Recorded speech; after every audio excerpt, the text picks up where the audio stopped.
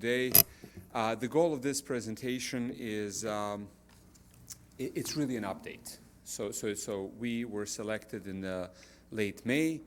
What have we done in the last 3 months? Just an update. So because there are new aldermen, I'll do a little bit of a review of legislation and procurement. We will talk about what the goals the city asked us to focus on, and then bulk of it is progress update facilities, water metering, wastewater, solar, photovoltaic, and streetlights, as well as financing. And then we'll talk about next steps. So basically, this project has been procured under Illinois statute for performance contracting, and under that statute, we need to identify inefficiencies. And they're not necessarily just savings, but how monies are being spent today. Is there a more efficient way to capture that money spent and focus towards renovations? Basically then deliver renovations, and Johnson Controls need to, whatever can be measured, to guarantee for up to 20 years and stand behind the project. So in a typical project scenario, which is on the right, and that you have 5 projects. City would, let's say we're talking about mechanical systems across 13 buildings. So city would hire an architect or engineer. They would bid it. They would create bids. The city would hold multiple bids for electrical, for mechanical, for plumbing, all those things across different buildings. Under performance contracting scenario, Johnson Controls or a client, the city hires Johnson Controls, and then we hold all the contracts. So if there's finger pointing, it can only be towards us. We're responsible for the price. We'll give you one price. There's no change order, and we're to deliver it and then stand behind it, financially guaranteeing it for 20 years, up to 20 years. 5 projects, as I mentioned in the past, and in our communications with the city that has been for about a year. Even before selections, we understood very clearly that we are not just to deliver an important infrastructure improvement, but to hire locally, to have a positive impact on cities' budgets and operations, to find savings, to direct operational spends in a more efficient way, and then finally deliver improvements and guarantee outcomes. We've heard anecdotal stories in this city as well as other cities. Sometimes when you have a large complex project, if somebody's tasked to do A, B, C, they do it and then they disappear. Here we are really to be here, make sure the training is done properly and the staff embraces it. It's actually easier for us, for staff, to embrace it because we're developing ideas with staff together. We have regular meetings, communications, really doing it jointly, so that it's their project as much, actually more than it is ours. As far as what the scope is, really, even though there are 5 projects, by far this is really a water project. Water and wastewater project, water utilities, there's streetlights, municipal facilities, and solar as well. But roughly, this is the size and type of the project. From now on, I was told to keep about 10 minutes presentation, so I'll do my best to do it. So I'm reviewing these 5. What did we do in the last couple of months? Well, we conducted, when it comes to mechanical systems within the facilities, or what we did in the facilities, we conducted site surveys with all of the facilities. We partnered with IMAG, who we hired as our consulting engineer to develop bids and specs that we plan on bidding later on. We had a first design review with the city late August. We're currently actually, based on those conversations, finalizing design for this building, and we expect to walk various subcontractors of various trades in month of September. So that is related to facilities. Water metering, the goal is more accurate water meters and ability to read them daily. There are numerous benefits on ability to read meters daily, and I can talk about that later if you ask me a question. But what we have done is we've collected and analyzed your billing data, and based on that put a base year off of which we are going to measure the accuracy improvements and efficiency improvements. We have conducted a physical inventory of all of the large meters in the city, so we scheduled appointments and documented all of the large meters. We're currently completing that for 2-inch meters as well. They don't necessarily fall into large meters, but they're important. And why? I will have to kind of expand on this topic a little bit. There are two kinds of large meters, turbine and compound meter. Compound meter can register low flows and high flows, and it's more expensive. Turbine meters are designed more for industrial type of use, where it's continuous, constant flow. Well, when conservation was really not an issue, a decade plus ago when these meters were installed, and not just in Rock Island, everywhere, people tended to buy turbine meters because they're at least half the price of compound meters. The bad thing is, let's say you have an apartment building or you have an office space. The bad thing is, unless you have a flow, so in the morning or when people come from work, all of the singular toilet flushes, all of the showers are really not being registered. And those are your largest cash registers. So that's what we've noticed so far. We're currently, and I have Adam Isaacson from Crawford, who we hired as a local plumbing company. We are currently doing the statistical sample of residential meters. So those are 5/8, 3/4, 1 inch, 1 inch, inch and a half, and 2 inches. We started last week. We already replaced 45 meters. We have about 20 appointments scheduled for next couple of days. We hope to be done by the end of next week. And then we are going to be done with meter inventory. We will probably have to put data loggers for about a week on some large meters, but that is to be decided later on. We're also waiting for the response on the AMI. AMI is the Advanced Metering Infrastructure. It's really a network off of which radio signals are read. Staff is open to drive-by, but those you typically then do once a month. If you have a fixed network, you can really, if a major pipe breaks, you can notice immediately a drop in water produced versus water sold on a daily basis, and can be more proactive. So that's one of that test results expected. So yeah, all of this work, all of the samples results should come by end of this month, and then we hope to finalize the project sometimes in October. Wastewater treatment plant, this is by far the most complex part of the project. First of all, staff is great. We had numerous conversations, debates on what can be done, how it could be done. We have a first major project workshop scheduled for the September 25th, and EPA is part of this process. There are a number of parties, and contractor walkthrough is expected to be sometimes in early October. This is just an illustration. So, for example, in your Southwest wastewater treatment plant, the bar on the left, the tall bar, is your energy consumption right now. Post work, we expect to drop energy consumption to a significantly lower level. In Mill Street wastewater treatment plant, same. The first bar indicates the current consumption. With improvements, especially aeration improvements, the energy consumption will be reduced significantly. And actually here there is a serious opportunity to generate electricity, to capture the gas, burn it off, flare it, instead of just flaring it, and generate electricity as well. This is the bottleneck as far as our projects go. This one we expect to take the longest. Finally, there is a automation control within a wastewater process as well.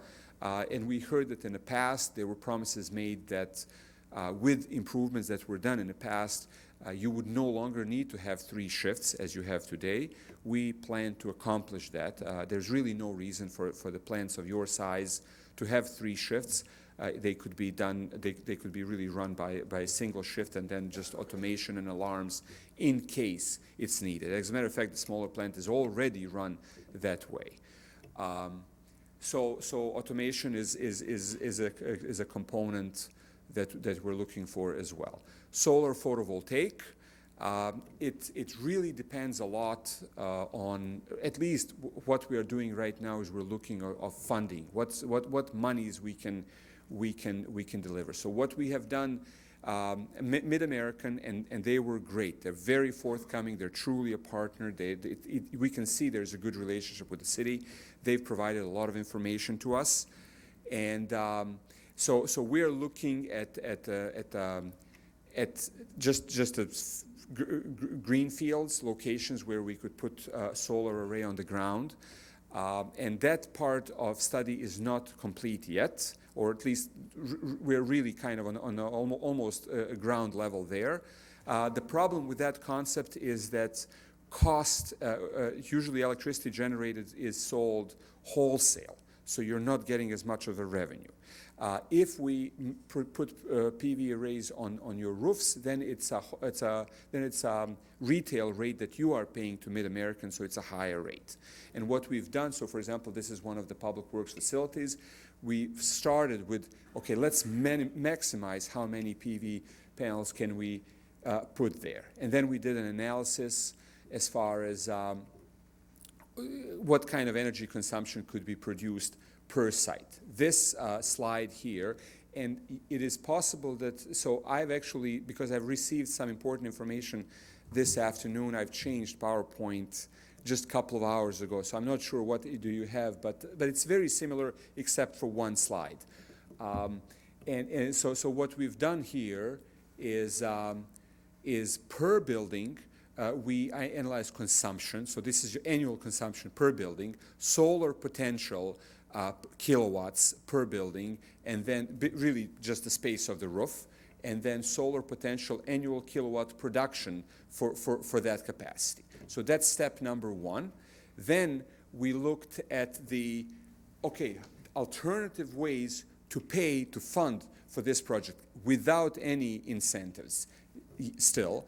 This column here, grid supply, is what you would be what you would be paying to Mid-American as is, nothing changed. And then if you purchase the system outright, over what you would pay. If you lease it, what your payment would be. If it's a power purchase agreement, what the cost would be. And that's analysis per building.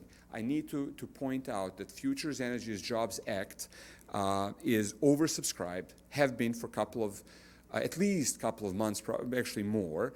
And so the two major programs that would really be potentially attractive to Rock Island are not practical anymore and will not be practical for about 4 or 5 years. The program that's still available is the program where we would install 10K or less. So what per building, per site. So the idea that we have right now, and this is what I received a couple of hours ago from my engineering, is we took all of your buildings and then just assumed, what if we install 10K array? And at the very kind of high level price of $40,000 per installation, we didn't go to those roofs yet, we didn't analyze them. This price can change and can only really improve. With all of the various forms of incentives, so inverter grant, SRECs, avoided energy costs, as well as adding a pretty generous maintenance cost, which would really be just to replace the equipment in year 10 and 20. The electronic components. This project would pay for itself. It would pay for itself and then generate some more. As a matter of fact, it would be kind of positive for up to year 20, and then you would have 10 years of literally free electricity, 160 kilowatts spread across these buildings. Should you go with these all 16 buildings? I think library might be a suspect. I'm not sure if you want to, but it will be basically the city to tell us about. So it's early, but we think at least this approach to solar is financially very promising as well as technically very promising. So that's on the solar so far. Does that include excuse me for interrupting, Sure. Is that okay? Absolutely. Does that include the two properties that we currently have, the pump station and the Martin Luther King Center, that are located in the environmental justice census tracts that Illinois Solar for All, which is part of the Future Energy Jobs Act, already has identified. Yes. So those are separate. That doesn't mean, that has nothing to do with an oversubscribed Correct. program. It's a completely, almost like a fourth program of it, but those are two facilities that are at a green light for the Illinois Solar for All. Do we factor that into So that those? is a good point. We actually did not consider, so this is really just looking at the roof. There are green fields in those areas that we're considering to maximize those incentives. Because those would be for the roofs of those two facilities, which have actually more incentives than what you're talking about now, because they are in those two qualified. They qualify for the program, which daily we're getting emails of projects that are being withdrawn because they're going into the Yes. pre-approved projects and realizing, oh, wait, the roofs need to be replaced first. Well, we know from the King Center, the roof is within 5 years or 6 years, and the pump station had a new roof last year. So those are already green lighted. But those could go on really quick based Okay. on the information we're hearing. Yeah. So it is in works. I don't want you to hold me responsible for anything for at least next 45 days, because things are in, 46 days. Out of the whole Rock Island County, there's 3 census tracts that have been environmental justice. One's in East Moline, and the other 2 are right here in Rock Island. yes, So yes. that's kind of a nice. Yes, we are aware of it. During our interview, we actually showed that as a potential. Another question real quick about solar. Sure.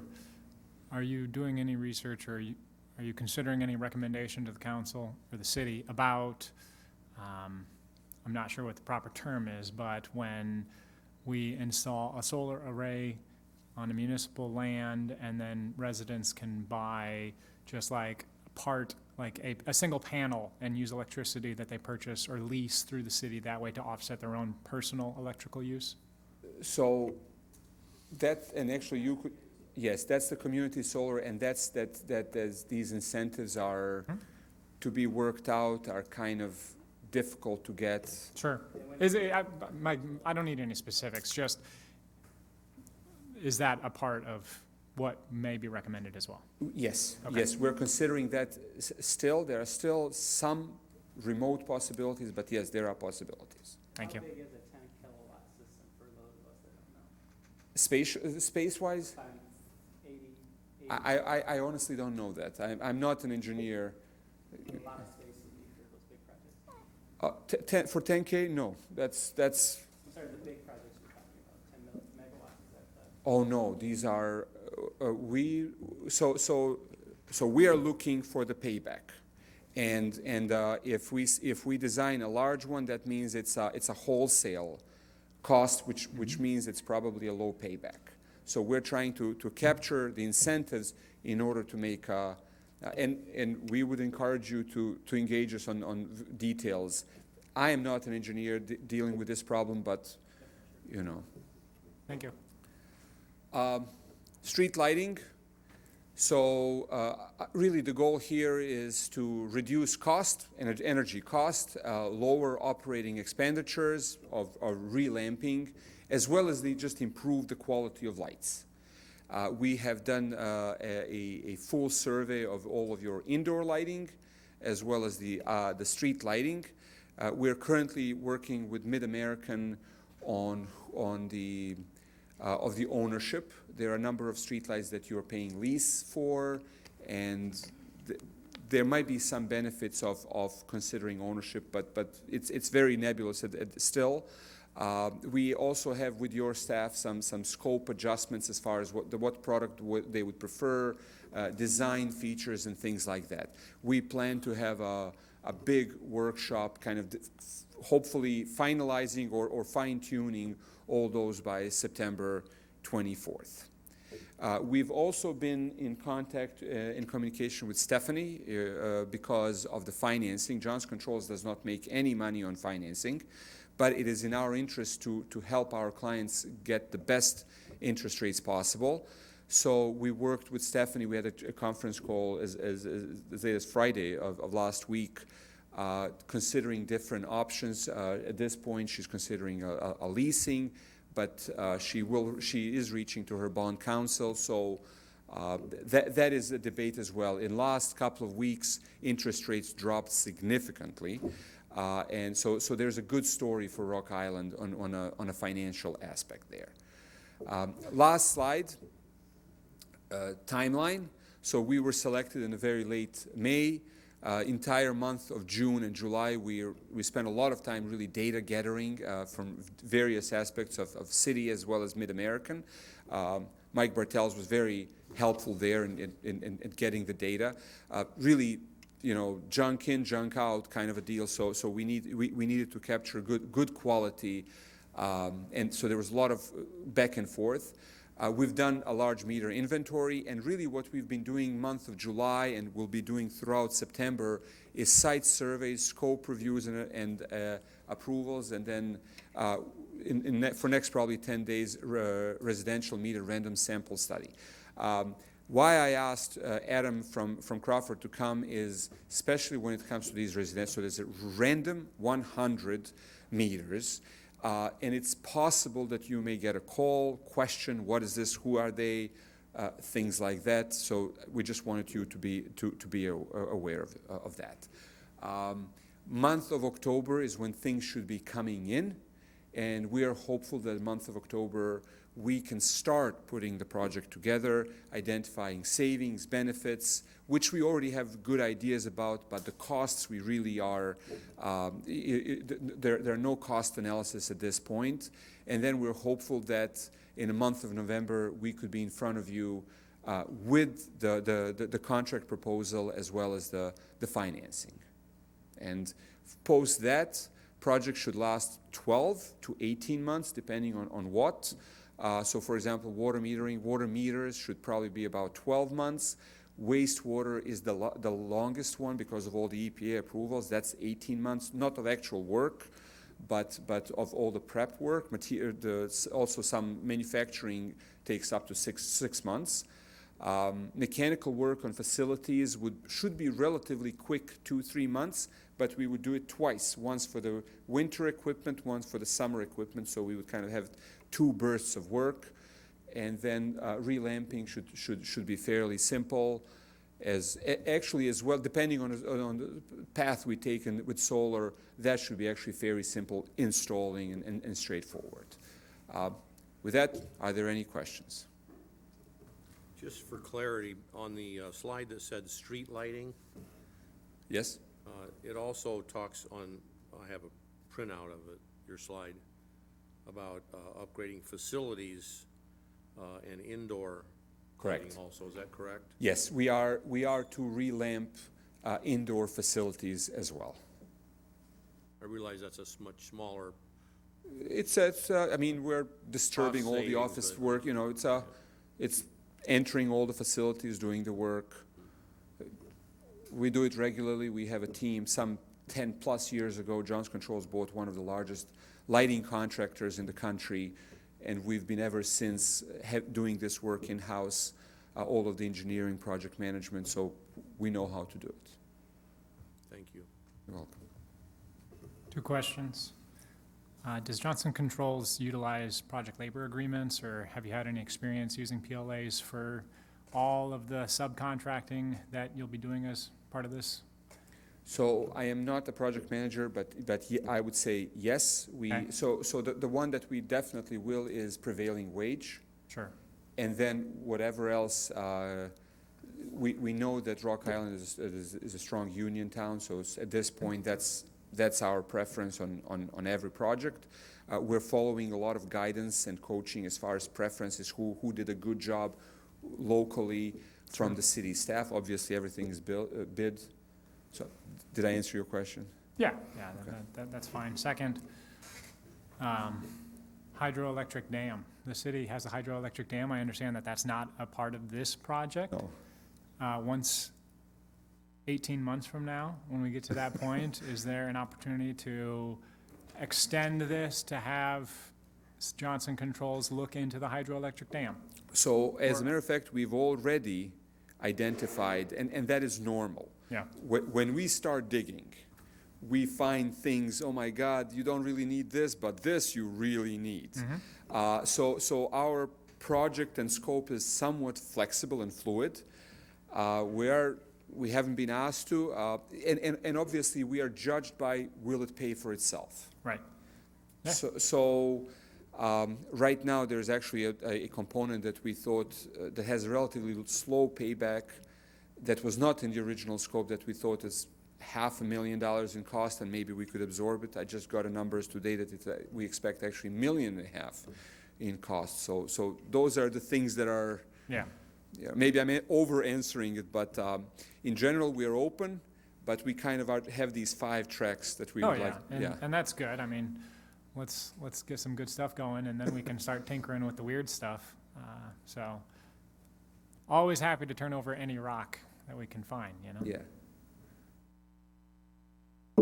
And I have a question. It's not really for you, but it's Stephanie's not here, so I feel bad. Oh, there you are. I didn't see you She over there. snuck in. So, I know there's gonna be issues once the water meters go in and people's last billings are read, and there's going to be, in some cases, a lot of money due. Do we have a plan in place to work with people to establish like a payment plan if they can't pay it all up front, to understand that they're gonna be frustrated about it, and to kind of, I guess my hope is that we're not gonna penalize them with a whole bunch of interest and penalty fees, and that if they have a payment plan worked out, that we're gonna be kind, compassionate, and considerate to work with people to pay this money back. Take the microphone. So that's a great point. So meter changeouts honestly aren't all that unusual. We change out anywhere from 40 to 80 meters a year just through the natural course of business. And yes, new meters are more accurate. So I don't know that residents will notice it that much. Yeah, But and you I bring don't up- mean like with the new ones, but like when the old ones come out, if there's, Her question means if, for some reason, the meter wasn't reading correctly outside, and when you get in, they've used more consumption than they'd expected. So they had, all of a sudden, there's a large consumption when the meter comes out. That's, And they're not used to that much consumption. So it'll be something to think about. And we can look at the guidelines that the finance department uses for managing accounts when people ask questions. We do have some things that we allow as a courtesy, whether it's a write-off of a penalty or write-off of a late charge, that kind of thing. So we could look at our guidelines Okay. and loosen them up a little. Still would like to operate within a framework because it really helps to be consistent across our residents and their bills. But Right. yeah, I'll make a Okay. note of that. okay, Thanks. May I add to that question a little bit? sure. So on average, it is about $1, and obviously depends on accuracy increases and fees and many different things, but on average, it's about $1, maximum $3 impact per account. So it's really not a major impact. If somebody was not billed or was billed inaccurately for years, they probably know that they didn't bring it forward, and now it's kind of question of fairness. So these meters will be accurate, of a right type. You know, we are in charge of final read, capturing that final read, making sure it goes smoothly into a database so that there are no interruptions to billing process. Okay. Okay. Very good. Thank you. Thank Any you more very questions? much. Thank you, appreciate it. Look forward to the next update. All right. Is it cannabis the next one up, I think? Or not? Human resources. Oh, human resources? All right. John, you up next? Guys that are convinced. Yeah, it's, I'm not worried about it.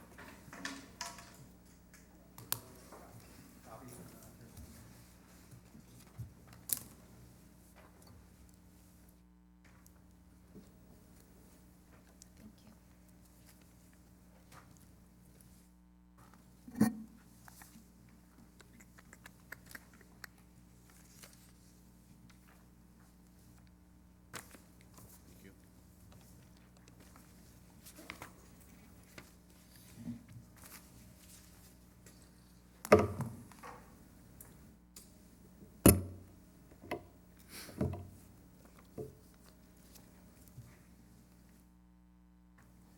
Well, I'm here to provide, I guess, an overview of pay and benefits and that's given to different city employees, and that's kind of reflected in the spreadsheet that you see on the screen here. And so I'm just going to probably move from left to right here and start with general wage increase, the GWI in column number 1. And basically, this is nothing more than employees receive base salary increases at the start of the fiscal year. It typically varies by bargaining unit here. And I'll talk a little bit more about this when I get into the report. The merit and steps, they're both kind of pay-for-performance-based systems here. Merits apply typically to the non-sworn personnel and range anywhere from 0 to 3% based on the employee's performance. Steps apply to public safety employees, part of the contract, and are normally about 5% increases in pay. And typically the Command Officers Association, the police sergeants, lieutenants, they have about a 7-step pay system. FOP has like a 5-step system, and then fire has about a 7-step system here. And the step system for the non-affiliated personnel was eliminated back in 94 years, so that's why it changed from basically an automatic step increase of 5% to basically pay for performance ranging from anywhere from 0 to 3%. Longevity, column 4. These are the different levels that are given to employees based on years of service. And basically, employees receive a longevity increase for each 5 years of service. So they get them at years 5, year 10, all the way up to year 30. So is that a one-time payment, or is that, you get it just added to your salary forever? It's added to your salary forever here. So, for, just to give you an example here, if you get like an ASME person here, they would get, let's say we're talking a 10-year ASME employee here, then they would get $1,400. And that $1,400 value would be applied over 26 pay periods, but they would keep that amount until they get to the next longevity step. Therefore, it would increase to $2,100. Do non-affiliated employees have longevity pay? Yes. Everyone that has, longevity, the non-affiliated employees, they get $700. The department directors get $700. And with the department directors, I probably should have the city manager listed with the department directors here too, but that's part of it too. Now, you see a couple of them have a percentage value here. You see Command and FOP have 1.75 and 2% respectively here.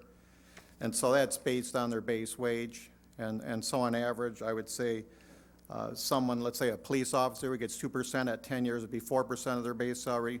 Roughly those steps are about $1,400 a step, but it'd be about $2,755 for like a police officer with 10 years of service under the longevity system.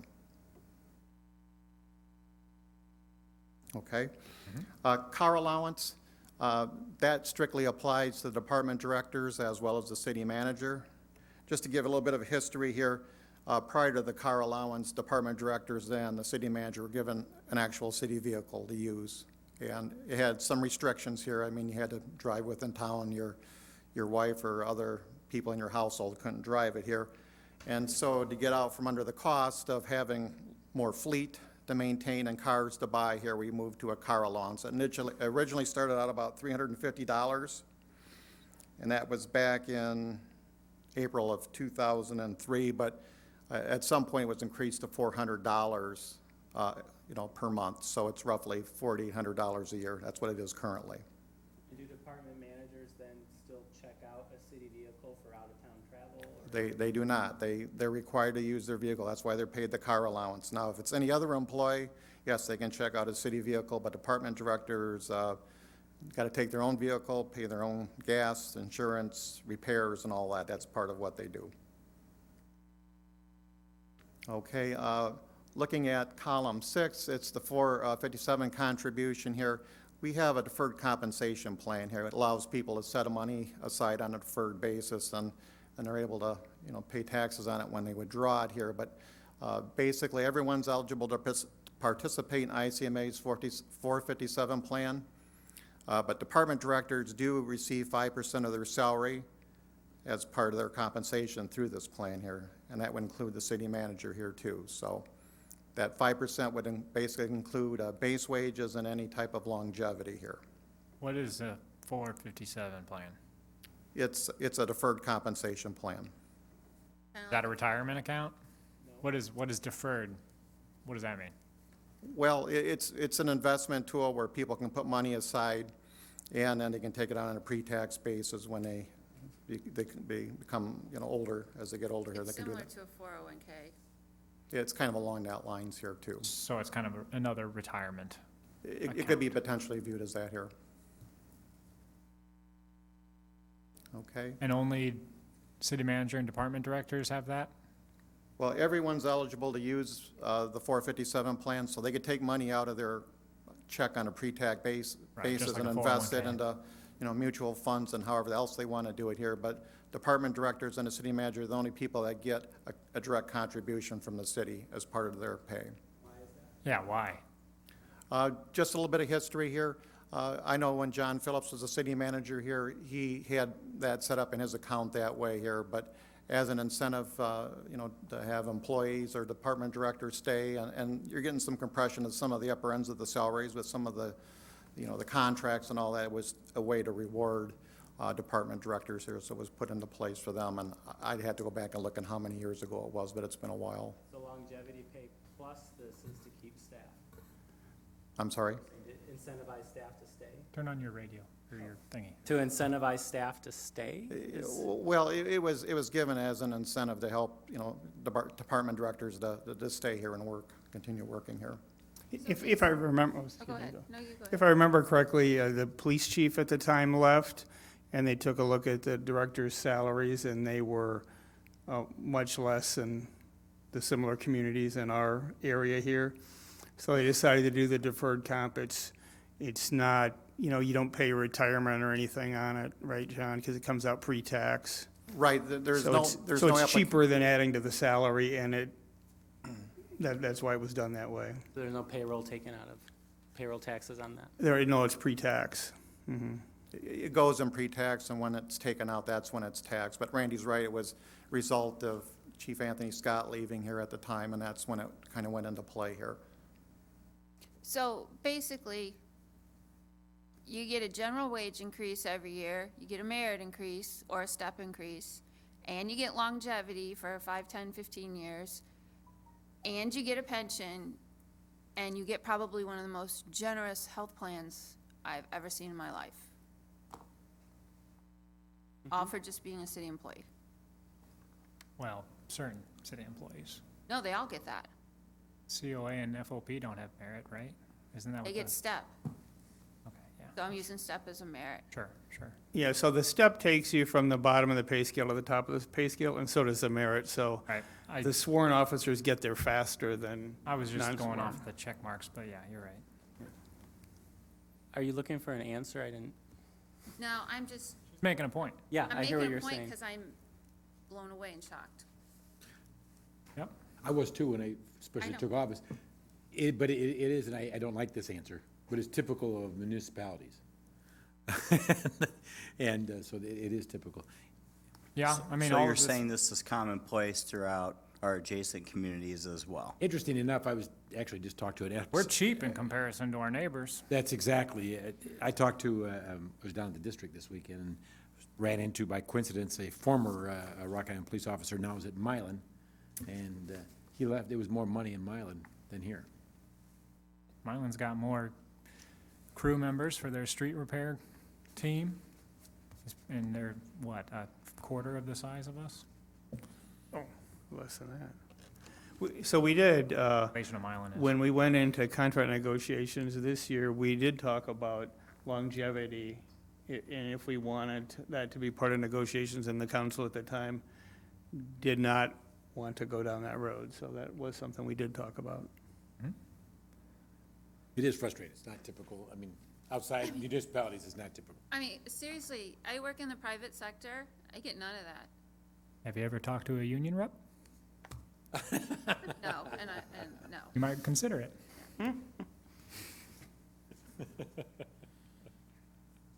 Okay, well, moving on here, column 7, pension.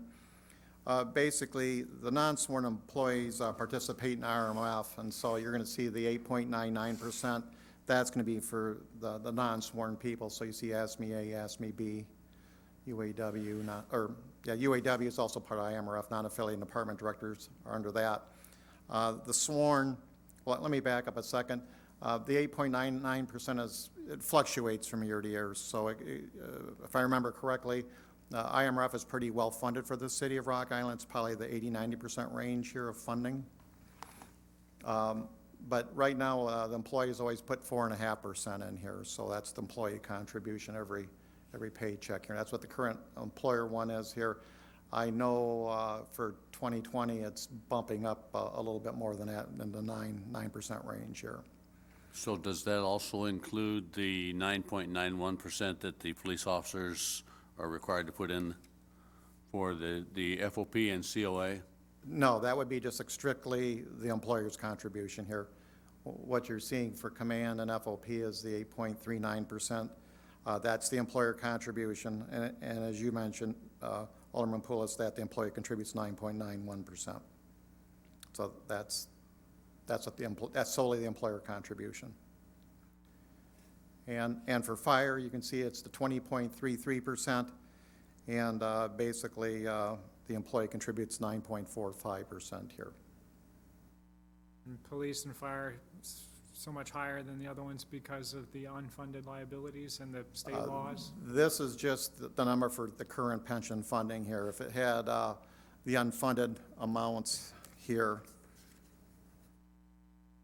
the actual funding would be 56.62% for police and 72.33% for fire.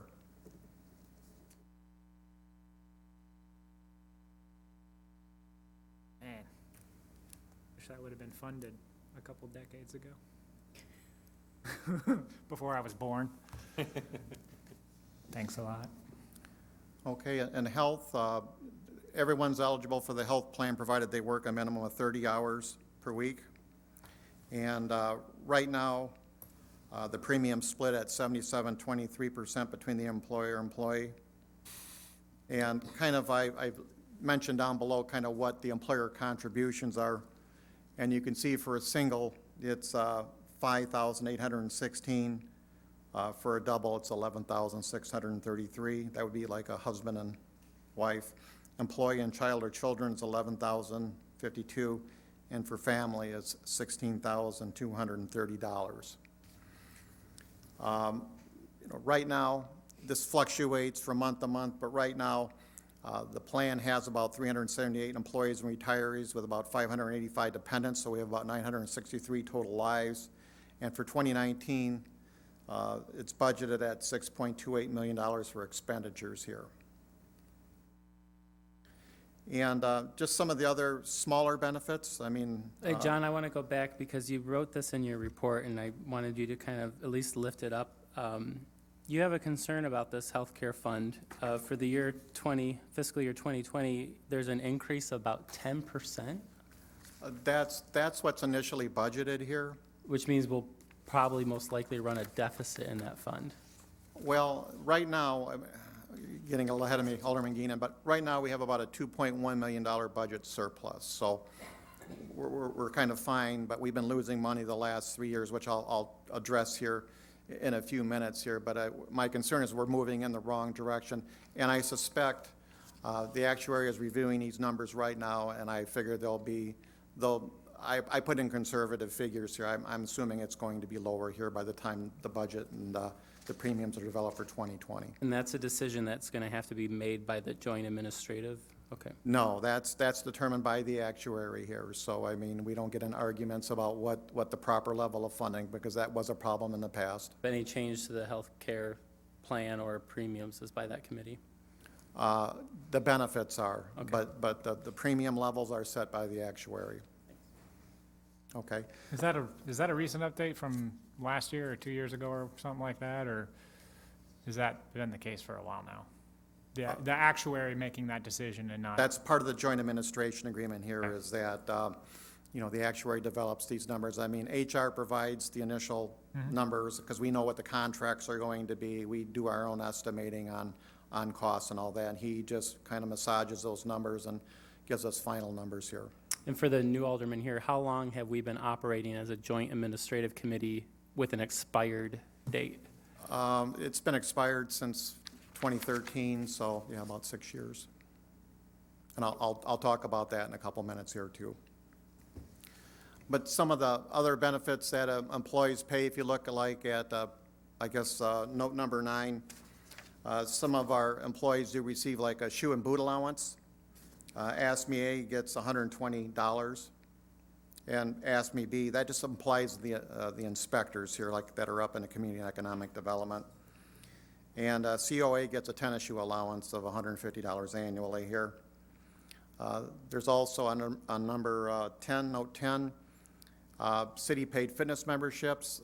Command and FOP both have this dollar amount built into their contracts, so it's built into their base wage. It goes up every year. And the reason it's built in there so there's not the administrative nuisance of writing checks to 15 different health club areas for that amount here. But Can we that's go back to number 9? So Sure. is that for like steel-toed safety shoes? Yes. Okay. All right. OSHA requires that too. Yeah. Going back to number 10 here, fitness memberships, the city manager and department directors, I mean, it varies.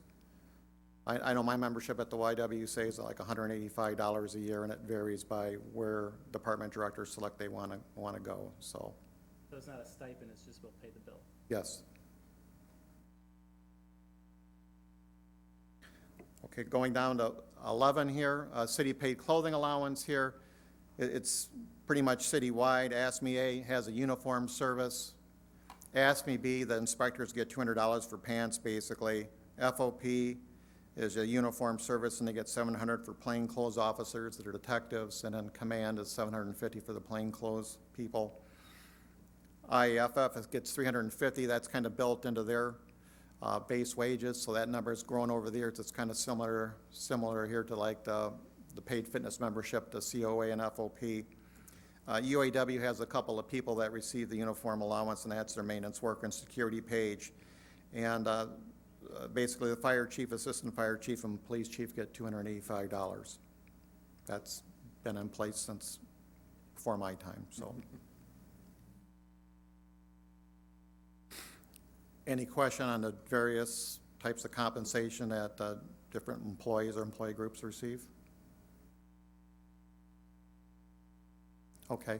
I also gave you a report, and you know, really, it kind of provides a few compensation ideas, and really, it's an overview of the healthcare plan. And one of the things we'll probably look at is the Employee Sick Leave Act in terms of bargaining. If people have their, oops, they get this, I'm just going to walk through this pretty quickly here. But the Employee Sick Leave is new state law here. It basically expands, you know, the definition of an employee's household, but the positive thing about it is it reduces the employee's ability to use sick leave for someone in their household to 50% of their annual accrual limit. Most employees accrue 3.7 hours of sick leave per pay period, so that's about 96 hours a year, so they can only use about 48 towards their household, even though they're an expanded definition. So there's going to be some benefit for us on that. It's going to be probably a little bit of a monitoring issue here to find out if, in fact, you know, if it's them or their household. I mean, I see issues with it, but we'll have to monitor that here.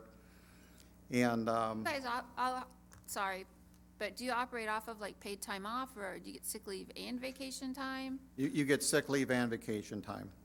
So you get like 3.7 hours, that's set. It's a little bit higher for fire because they work a 24-hour shift here.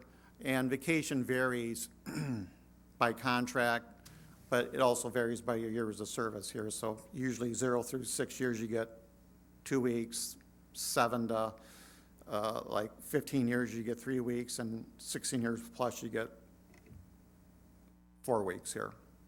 And in addition, you get like 32 hours of personal leave here too, talking about paid leave benefits. We used to get 3 days. Private industry, you get about 3 days, 3 sick days a year. I don't get any sick days. I get Yeah. paid time off. Man. The next thing is the Consumer Price Index. And I did, and part of that report, you'll probably have to take a look back at it, but I have roughly a 27-year history on what the city has paid. If you see general wage increases, there'll be a sheet that looks like this here. It's a spreadsheet. And you can kind of see the history of what different bargaining groups have received during this 27-year history. But on average, since 1992, all employees received about a let me back up. Basically, inflation over this time period is about 2.8%. So if you go to the column that says inflation rate and look down, you can kind of see what it is from year to year here. And that's based on the CPI, Consumer Price Index, for the U.S. Bureau of Labor Statistics for the Midwest urban area. But if you go all the way down and total all those numbers up here, you're going to see that there's an average inflation rate of about 2.8%. In basically years 2008 and 2015, there was actual deflation those years. And if you kind of look at that second page, at that last line under the employee unit average, you're going to see that city employees have typically received a 2.88% general wage increase each year. On average, the public safety employees receive the highest increases, and the non-affiliated employees, including parks, receive the lowest general wage increases. So you can see what those historically have been here. So for command, it's on average 3.37, fire is 3.25, FOP 3.14. And then you got non-affiliates about 2.56. Over the past couple of years, one of the things that we have done with our non-affiliated employees here is applied basically the CPI for the last couple of years here. So you're going to see in 2017 and 2018 that the non-affiliated employees received a general wage increase of 1.83% and 1.66%. So that kind of matches up with the years of 2016 and 2017 here. So I think this is probably a good direction for the city to look to move. I think it provides fairness both to the employer-employee, especially in light of other things that employees receive, like merit increases and longevity pay increases here. So that's one of the things you'll probably hear more from the city manager and myself on this topic. So have the AFSCME and UAW contracts already been negotiated?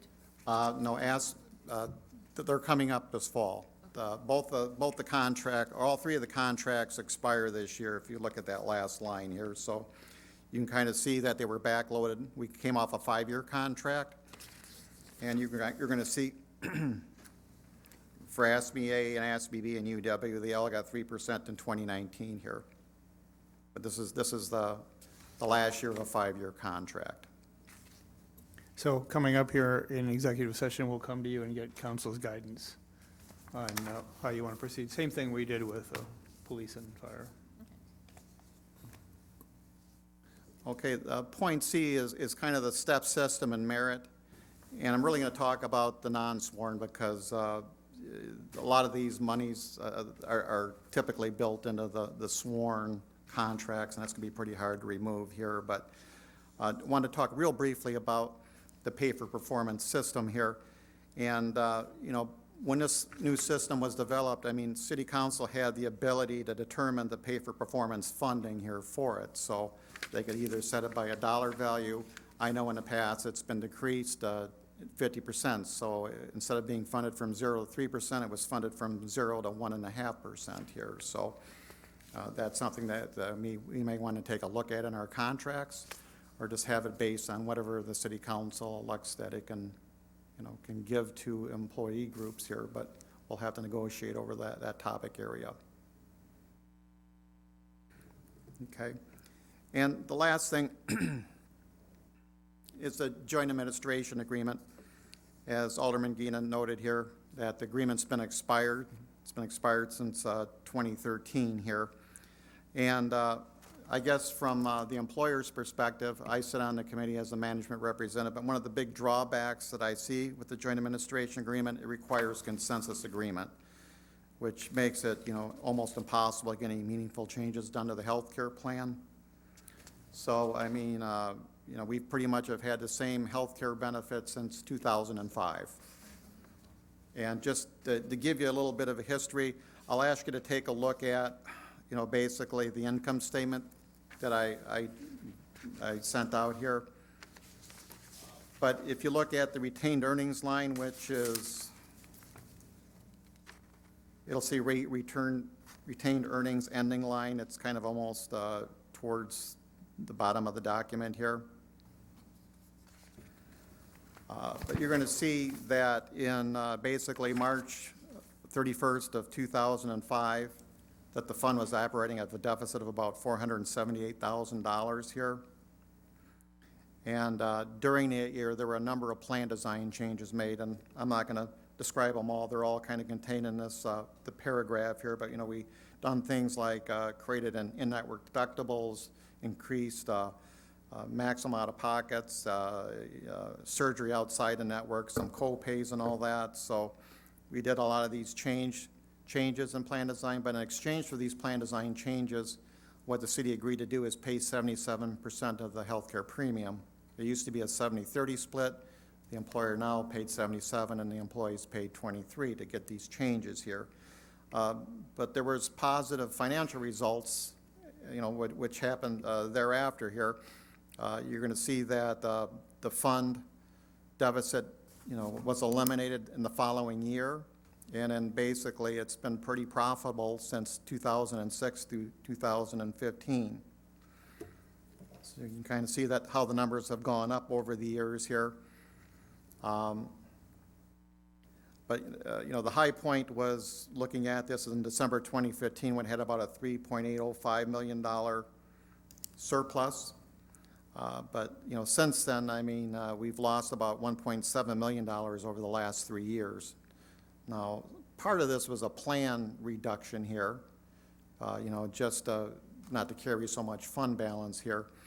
But that was figured on about $0.865 million. But right now the health fund is sitting at about $2.1 million, which is positive here. It's in good financial position, I think. And one of the things that that we did is to help reduce that is kind of undertake a wellness initiative program here. And, it went through different iterations over the years, but how it's set up right now is that the wellness initiative program requires employees to get a blood draw, have 2 or less biometric risk factors, and then the biometric risk factors are defined as blood pressure, blood glucose, waist circumference, HDL, cholesterol, and triglycerides. And that's optional. It's optional. It's optional.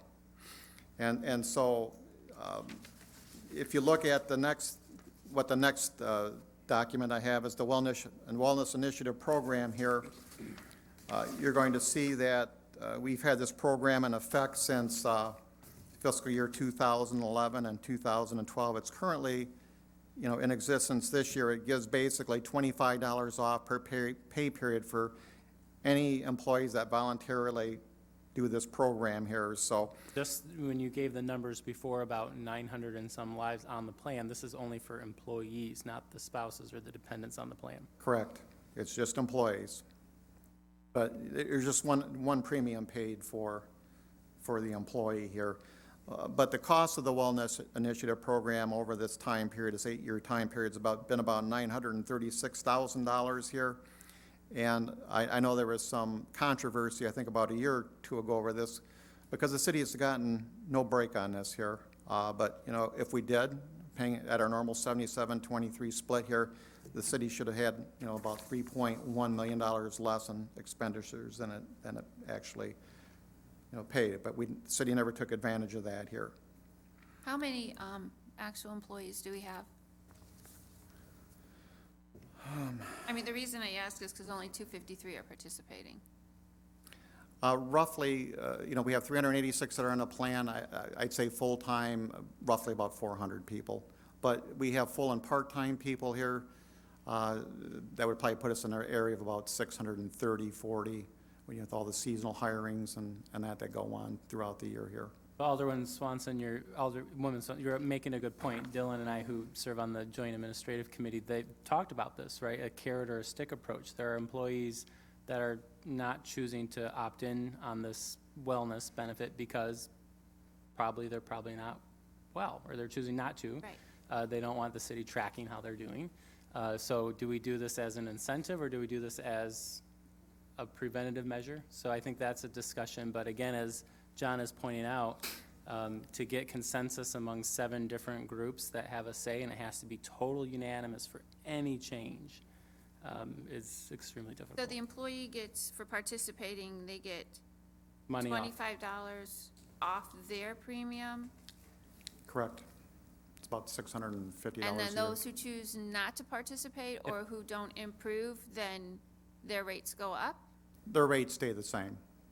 and we We still had a pay the rate same. increase last year. They just don't get the reduction It's here. irregardless of the results, isn't it?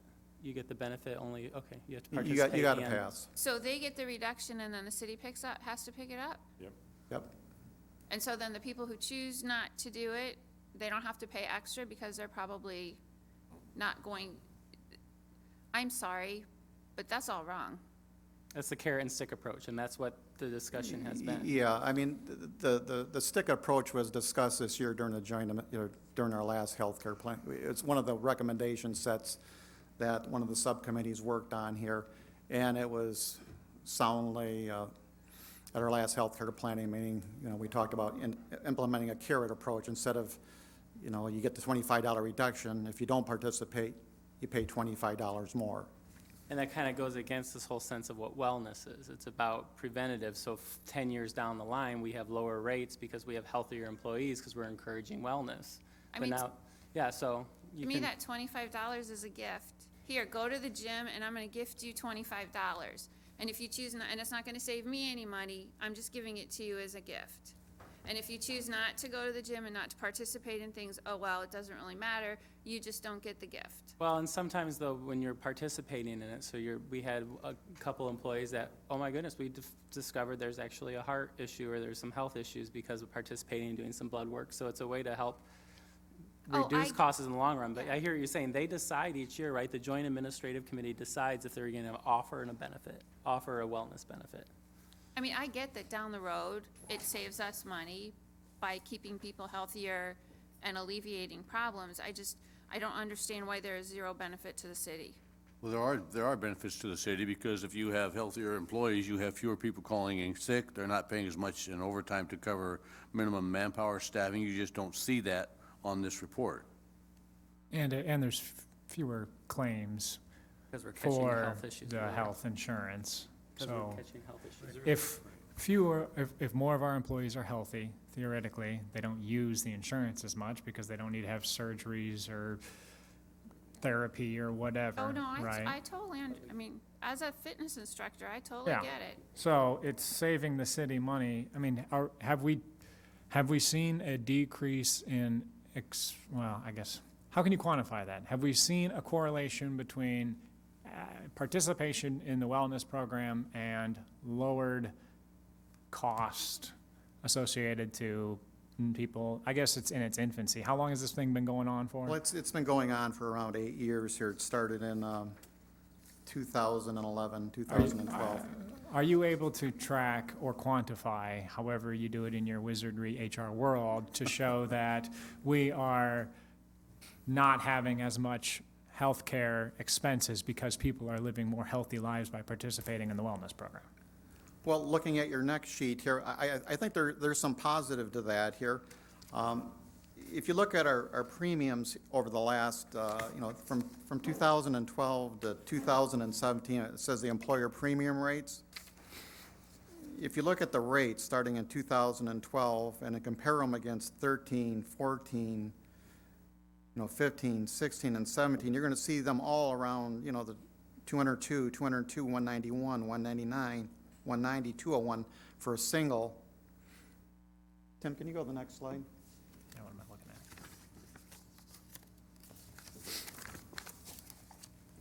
But anyways, you're seeing that the health premium rates are very static here during that time period here. So to answer Alderman Parker's question, I think, yeah, I think we can see some of that spillover, basically in our overall employee spend on the healthcare plan here. I think it's been positive here.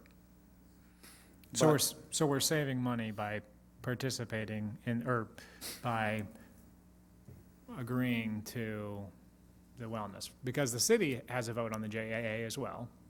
Yeah, it Correct. does. So by us saying, yes, we agree to this, we are seeing cost savings.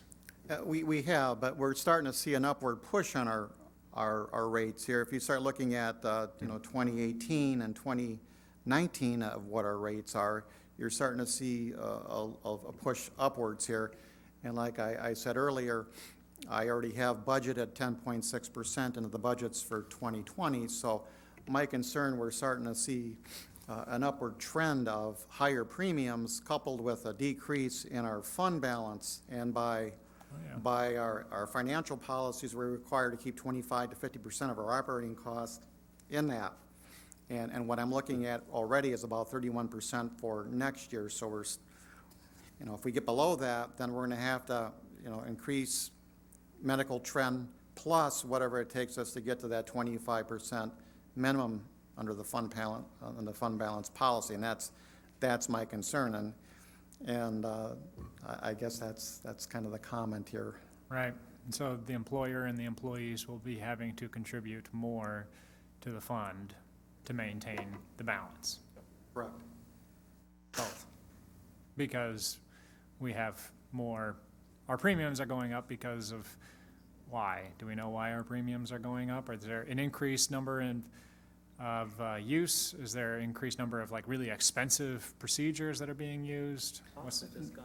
Yeah, I mean, is this the? Medical inflation is always a lot higher than, general inflation. Typically, we're looking at medical inflation runs from probably 9% a year, 8-9% a year on average, and it's a little higher for RX, but we're seeing higher pressure with specialty drugs and that type of push here too. Right. I mean, the drug spend is constantly going up here too, So really, when you're comparing, how do we compare to other municipalities or to the private sector for premium costs Oh, I can increases? tell you that. I can second that. Yeah.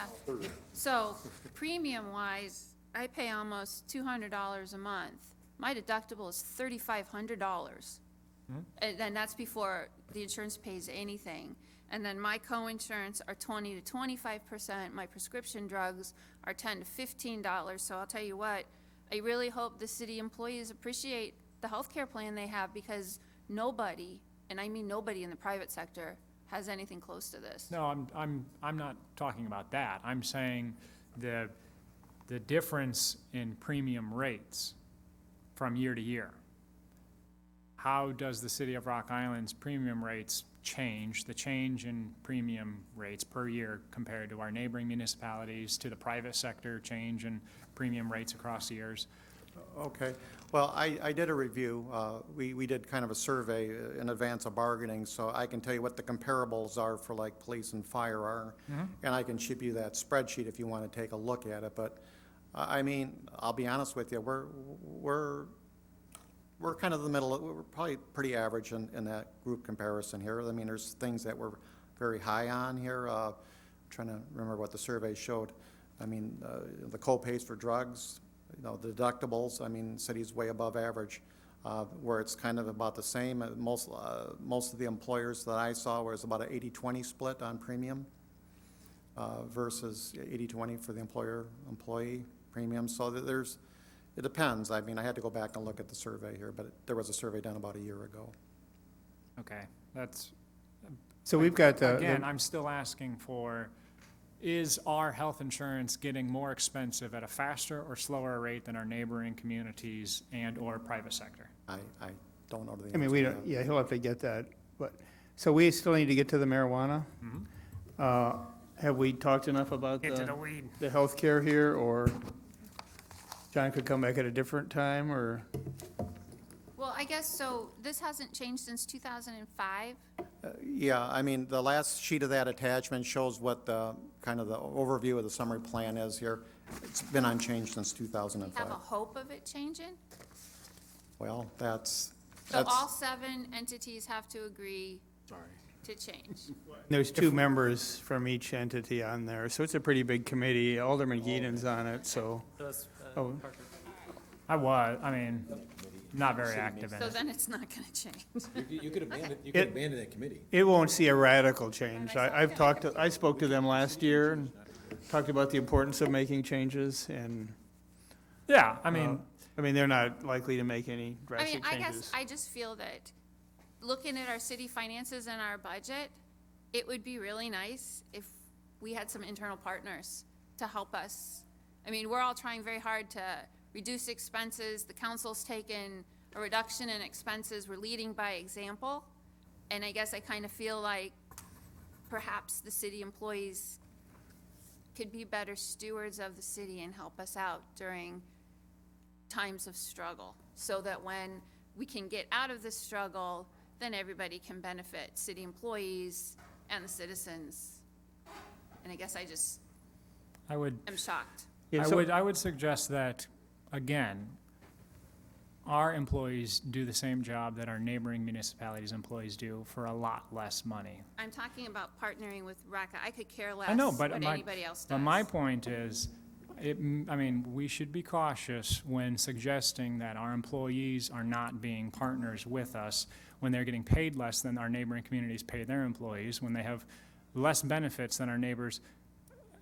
All of the employees here could go get a job tomorrow in Coal Valley and Milan and Moline, whatever, for a lot more money. And they're staying here for a reason. And so to suggest that you're not pulling your weight because you won't take zeros or whatever the case may be, which didn't either IAFF or COA include some 0 years for COLA raises this year? Right. My point is, take that into consideration, that they agreed through the bargaining process that we will not get a raise this year. Even though they could have pushed it and they probably could have maybe gotten it because of the way that arbitration is taken care of here. But I understand your point that personnel is obviously the biggest expense for the city of Rock Island. But please be a little mindful that our employees are doing a lot for us financially. We still have to pay them. We still have Oh, I know, expenses. we have to pay them, but I'm just, yeah, never mind. We can discuss it later. All right, Thanks, thank you, John. John? Miles, you got elected to do this one So how much time do I actually have? all night, no. 30 minutes. You have Okay. 30 minutes. Alderman Polis, I really appreciate you bringing the baklava, but I do wish you had brought brownies instead. I just feel it would have been a great prompt for me to have. Cannabis, zoning for recreational use. I always like ending on these fun topics. So as everyone knows, the Illinois Cannabis Regulation and Tax Act was, and I'm going to speed through this, okay, for sake of time. So I apologize if I kind of whip around. Approved back in May of 2019, it'll be effective January 1st. What does it do? It legalizes the production, sale, and consumption of recreational cannabis here in the state of Illinois. This is a long piece of legislation, okay? When I print it off, it's 522 pages, but some people were saying, depending on the formatting, it goes over 600. It's long. Basically, though, what it covers is the state government will oversee all of the licensing and almost all of the regulation that you can think of, and it leaves municipalities with really only one thing that they can control, okay? And that is the zoning for these kinds of businesses. So just to kind of cover quickly kind of how the state will handle licensing, because I know this is something people think a lot about, you know, how many of these business licenses might you see in your community? The state will be issuing licenses slowly in batches over the next several years, so they won't just all be available all at once. They also set in place some caps for a specific set of cannabis-related businesses, so there'll only be 50 cultivators, there'll only be 100 craft growers, and only 100 infusers. Infusers are the people who put the pot in the brownies, by the way. The application process is extremely expensive and complicated, and it will be very, very difficult for people to navigate. I believe the last I checked, the application fee is $8,000, and then you have to submit every conceivable thing imaginable. You basically have to have, like, you know, your employees' entire life histories drawn up into little memoirs and, you know, handed into the state. Okay, so this is going to be really a bottleneck for a lot of people interested in getting into the business. Here in Rock Island, we're anticipating only maybe one license being granted within the city by the summer of next year. So there's not a lot coming our way. Some basic things that the Act prohibits. Obviously, if you're under 21, you can't consume recreational cannabis, and if you are over 21, you can't consume it near someone who's 21 or under. You can't consume it in public places, on school grounds, or really anywhere where you would currently be prohibited from smoking a cigarette. Okay, so not in restaurants, not in places like that. No open containers of cannabis. You can't be consuming it in your car, and you can't be driving under the influence. There's no home delivery of cannabis, so if you're doing like Uber Eats, there's not an Uber Eats for cannabis that's going to be available to you. And then home growing for recreational use. There was some confusion about this, so I want to just highlight it really quick. It went in and out of the bill several times before it was ultimately passed.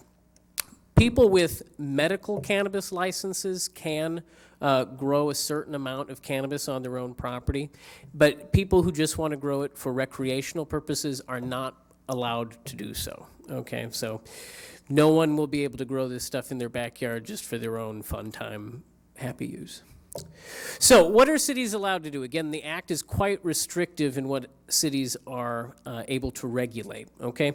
We are only able to apply reasonable zoning regulations to cannabis businesses. Now, when I say reasonable, what I mean really is we couldn't single it out any more than we single out any other type of business, right? We just have to be fair. We have to treat everyone equitably.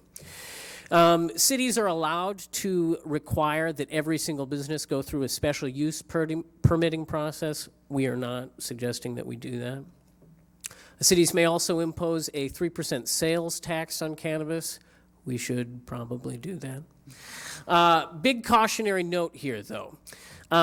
The Act being so long and being so complicated, okay, there are a lot of opportunities for cities to get into hot water by trying to impose restrictions that may be in conflict with the Act. What do I mean by that? So, can cities put in place more restrictive hours of operation than the Act currently allows? The Act currently would allow a cannabis business to be open from 6 in the morning till 10 at night. What would happen if a city said we only want it to be open from 8 in the morning to 8 at night? Not very clear whether that's a conflict or not. Can cities impose greater separation requirements between dispensaries? Right now, the Act says that dispensaries have to be 1,500 feet apart from one another. What if a city said, well, we'd like them to be 2,000 feet away from each other? It's not clear whether that would be in conflict with the Act. What if a city said, I want there to be no more than 2 dispensaries? It's not really clear if the Act prohibits you from doing that. All of these things and many others will be sorted out in a great many legal battles in the years to come. I don't think we want to get into those legal battles. So let's avoid them and keep it simple. These are our proposed zoning regulations for recreational cannabis. Craft growing facilities and cultivation centers, just as a side note, craft grower, think of it as like a microbrewery, but for weed, okay? Just specialty stuff. Would be permitted in all agricultural and all industrial zoning districts. Infuser processing and transportation organizations, that's an industrial use for industrial districts. Packaged product dispensing businesses, so think about a liquor store. You can't drink the liquor there, but you can buy the liquor packaged. Think about that, but put in cannabis. We would allow that in any industrial or any business district. And then the co-location of dispensing organizations with like a craft grower or an infuser or some combination thereof, that could go in any agricultural or industrial zoning district. Couple other things. On-site consumption dispensing businesses, okay, so a bar. You buy the liquor there, you drink the liquor there. Cannabis dispensary where you can buy the cannabis there and consume it there. We would allow that in any industrial zoning district, and then all business zoning districts except for B1, the neighborhood business district. And then we would also require that all cannabis business establishments be at least 100 feet in distance from any residential zoning districts, and that would be any residential zoning parcel, okay? Both of these things are parallel requirements to how we handle liquor sales and bars, right? So the idea here is that because we're trying to make sure we treat everyone fairly, the next closest thing in our code at present is booze. So we're going to use some of the same standards for distances, okay? Reducing the chance of a challenge. So what's our timeline for approving an ordinance here? Obviously, we got to get something on the books before the end of the year. Back on the 4th, I gave a very similar presentation to this one to the Planning Commission. They'll be the ones that have to look at this ordinance first time through. Just kind of fill them in on all the things I filled you in on. Their goal is to make a recommendation on an ordinance at their October 2nd meeting, and then we'll whip that right around to bring back to you on August 14th, okay? Referring it to Mr. Morrison for a full-on ordinance. And then the 28th, we would bring that full ordinance to you for your review. So to kind of sum it all up, recreational cannabis is coming, but we're not going to be flooded with cannabis cafes. We're not too concerned about that. We have the tools to regulate it appropriately. And that long, long act covers a lot of stuff. Having been limited in the way that we are to zoning regulations, we see the simpler the regulation, the better. Avoid those legal conflicts. We'll let other cities figure out the details, okay? And then that 3% sales tax should be a nice little something for the community. We could use the cash. So, in the very limited amount of time that remains, are there any questions? One I've got is that, for example, we have, you got Hickey Brothers, a smoking deal. Would it be able to be consumed in there? You know? Are you asking specifically about that business establishment? That business establishment. If there is something like that in a city where they allow smoking and everything else already. So just so I'm clear on the question, Mayor Tomes, It's fine. are you asking if that business owner today would be able to get a license? To allow people to smoke it or consume cannabis in their operation. The chances that that business owner at this time would probably be able to get a license any time in the next couple of years is probably quite slim. Not for selling it, just consumption. For either, it would be very slim for them to get it. I didn't know if you needed it. So the way that the licensing works is that those medical dispensary owners that are already operating the state have the first go. Right. At a lot of the licenses, okay?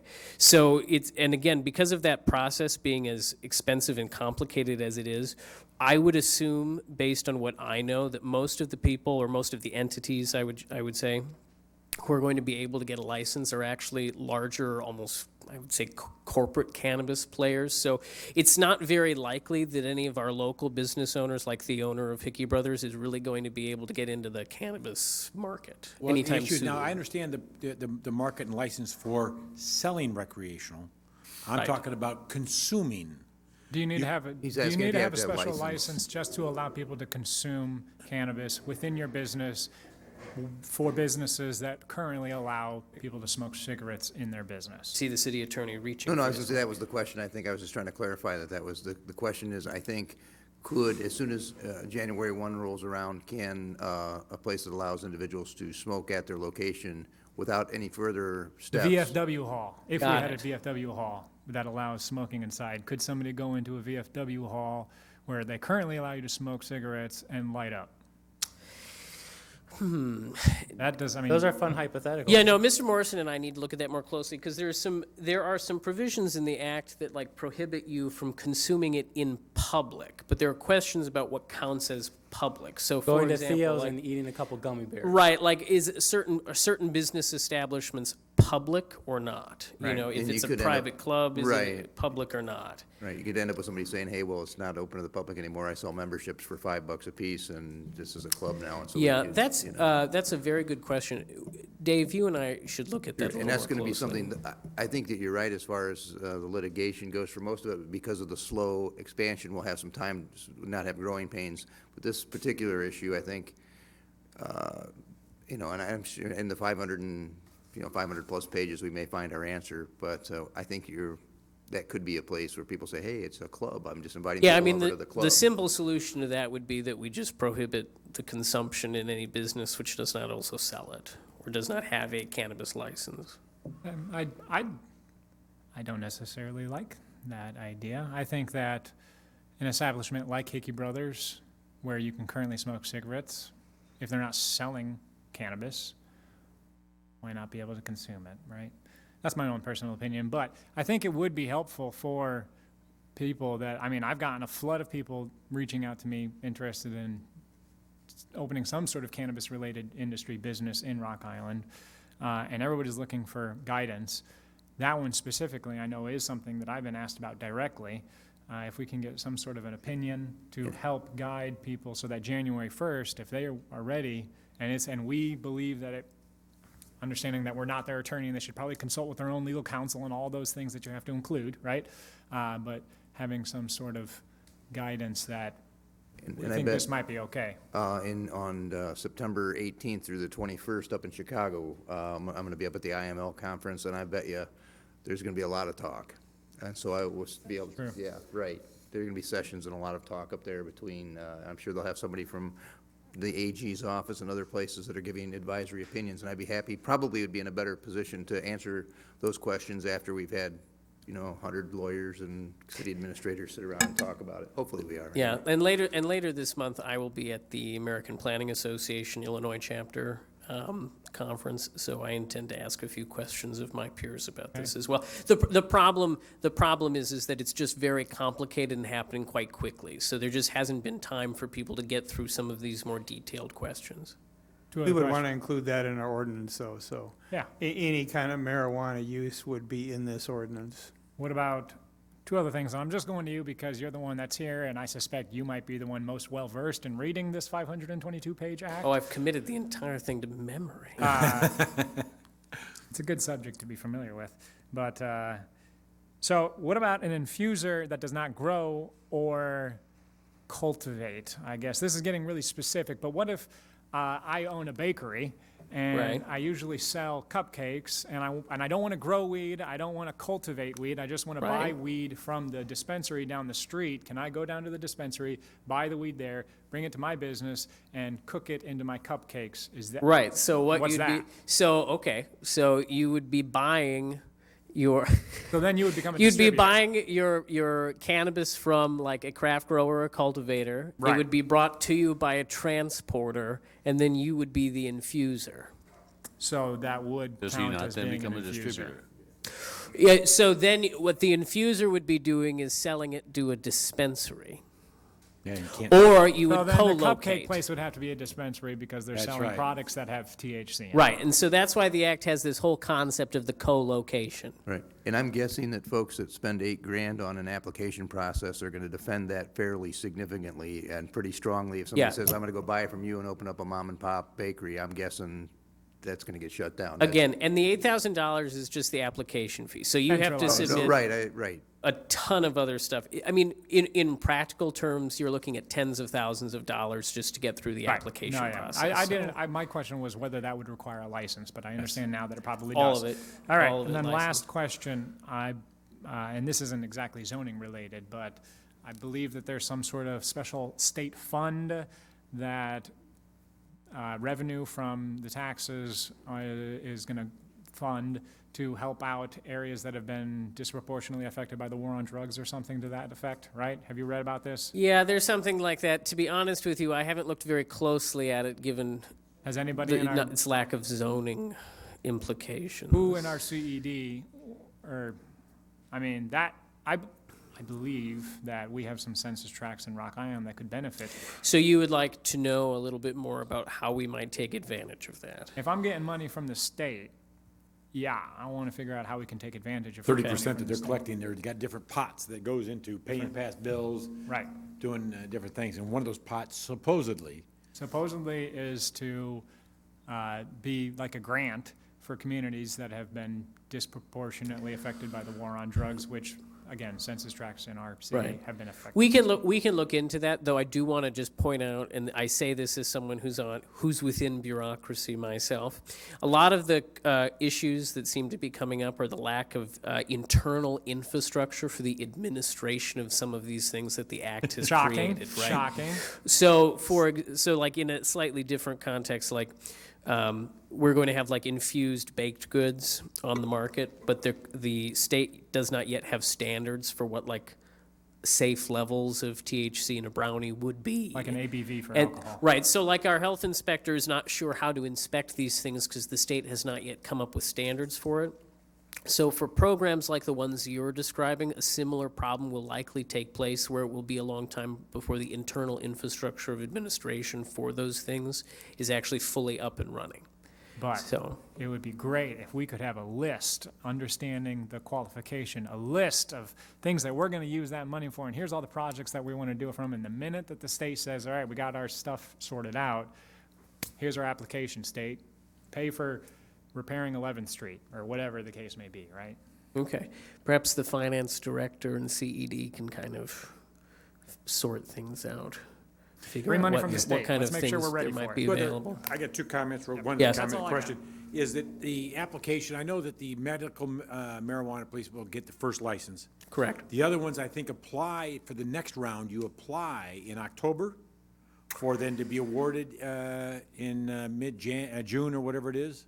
Something along those lines, yeah. So I'm just trying to think of our timing of end of October, if that causes, if they have to apply to the state, I don't know when in October, if we don't have our ordinance in place until the end of October, if there's a miss in timing. So, given that we don't anticipate more than even one, I don't think that it will be that big a deal if we enact it when we're enacting it. I'm not worried. I'm not worried about the time frame. Is I guess what I'm telling you. Because I understand, like, Yeah, I don't. So again, because of the way that the process for getting a license is, I think that the people who know that they can get one already know how to do it. And so I don't think that we're going to like surprise anybody. The other thing too is that the point of these particular zoning regulation proposals is that they're But part of they're their forgiving and easy but for part of their people to application- understand. Part of their application has to submit in that city or that city's ordinance. And if Right. And so if they want to apply for the city of Rock Island, they want to get a license to put it in Rock Island, but they don't have an ordinance to put with their application. Right. And so we get missed until the next cycle of releases because we don't have it ready. I see what That you're make saying. sense? Yeah. So I mean, I guess on I would say That's what date is it due in October? And I'm doing some assumptions here. I was told it was October. When is that application due in the state in October? And do we have to, does that person applying have to have the ordinance already in place with the application at that time? I don't know the answer to that. You know what I'm saying? So I do. The timeline that I have presented, however, is the fastest turnaround I can get you. Call an emergency meeting, the planning commission. Has it ever been done before? It has not been done for many, many years. I think I it's mean, worth checking. if that is something that is desired, but my problem is we've already announced when that public hearing for that will take place. So like I can't adjust from that timeline because I still have to do all the public I think we notice just need to stuff. know the answer so we know the consequences. See what I'm saying? Sure. Now, whether you can adjust it or not, I don't know, but at least to we need to know. GTI. And whether we can adjust it, like Alderman Parker's talking about, may or may not happen. But, Yeah, I've tried to give you the quickest turnaround I yeah, could. I can So- make a call, or if you want to make a call, but, to talk to like Matt Yeah, I Stern would or think somebody like that that. knows it. lawyers for those that are the eligible will Right. know that, and they should be able to find that out with a phone call, I would hope. I'd be happy to make a phone call, You too. can make a call, Sure. yeah, and find out Nature's treatment. if it's, I hate to miss it by a week, and then it goes to the Sure. next cycle, because if they have to have that part of the application. Sure. So, We could have a special council meeting or whatever, if that's what. I'm the group wishes flexible. to do. I just need to make sure that we meet our legal requirements for public Absolutely. hearing No, I notices, understand. so. The other is, I did talk to a state representative, yes, a couple days ago, and my understanding in the, quote, veto session coming up here this fall, of about 8 bills that are gonna be reviewed and everything else, some of the they're looking at making changes to this, bill. Already? Already. And once again, this fall. Not a surprise. This fall, they're looking at making either clarifications and/or changes. Whether that happens or not, obviously, who knows in Springfield? They'll double it in size. But it is no doubt. supposedly on the agenda for this fall. I want my home grow. Yeah. Telehelp in that. Can I just, because I'm always looking to make sure that I have full council consent before pursuing things. Can I just get a show of hands from council members? Are these zoning regulations in line with what you would like to see? Do you generally approve of what is proposed here? Can I just get a show of hands? I want to make sure that I know what you think. What was the question? Are these proposed zoning regulations essentially what you are comfortable looking at? Like, are you comfortable with these? You good? Good? Everybody good? You good? Perfect. All right. Just want to make sure. Okay. Anything else? Nope. Any other questions? Perfect. All right. Judith's got a question, I guess. IML just sent out late this afternoon, an FAQs publication that was prepared by a law firm on the cannabis law. They've been publishing multiple ones along with a collection of other agencies, and sometimes that they don't always say the same thing each one, because as you get further and further into This is reading the their- legalese of the act, it gets This you is start their to see different latest. things. And it's easy to read. Very good. All right. Thank you, Miles. Thank you Appreciate it. much. We have about 3 minutes.